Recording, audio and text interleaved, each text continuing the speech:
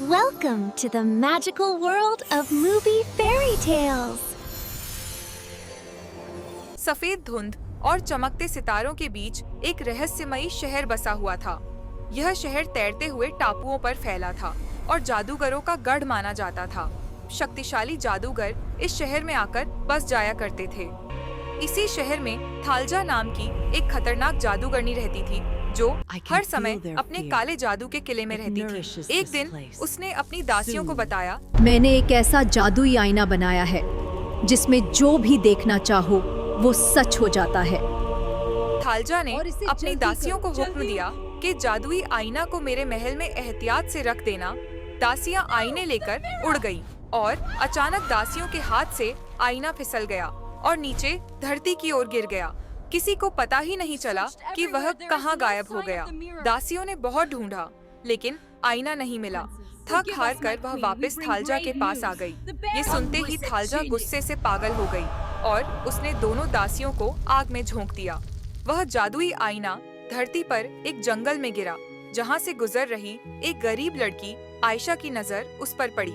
आयशा ने जैसे ही आईने में अपना चेहरा देखा, उसने मन ही मन चाहा कि उसके फटे पुराने कपड़े अच्छे हो जाएं, और तुरंत उसके कपड़े शाही लिबास में बदल गए।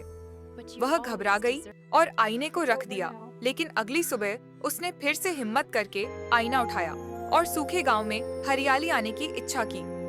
काश ये सूखा हुआ गांव फिर से हरा भरा हो जाए। देखते ही देखते बारिश होने लगी और बंजर जमीन पर फूल खिल उठे।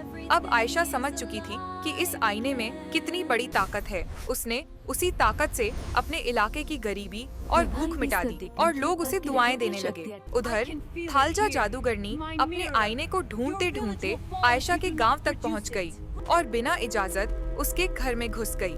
उसने आयशा से कहा, ये आईना मेरा है और उसे वापस कर देना ही बेहतर होगा। लेकिन आयशा ने साफ मना कर दिया और कहा, मैं इस आईने का इस्तेमाल लोगों की भलाई के लिए करूंगी। यह सुनते ही थालजा ने गुस्से में आग का गोला आयशा की तरफ फेंका, मगर जादुई आईने की वजह से आयशा को कुछ नहीं हुआ। तब आयशा ने आईने से कहा, बुरी जादूगरनी को हमेशा के लिए कैद कर दिया जाए। पल भर में थालजा एक शीशे के डिब्बे में बंद हो गई, जिसे आयशा ने गहरे समंदर में फेंक दिया। इस तरह दुनिया को उस खतरनाक जादूगरनी से हमेशा के लिए छुटकारा मिल गया और आयशा ने पूरी जिंदगी उस जादू की मदद से लोगों की सेवा करते हुए एक नेक दिल शहजादी बनकर अपनी जिंदगी गुजार दी। We are forever grateful, Ayesha.